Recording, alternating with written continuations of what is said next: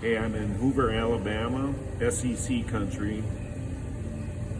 Rock's Gap Brewery, having a freeze warning cold IPA, 7%. This is going to be a one and doneer, but it's nice and fruity, tastes really nice and crisp. It's a thumbs up on this one. Real nice place in here. Got the banners up for the SEC. If you ask me who I'm with VU.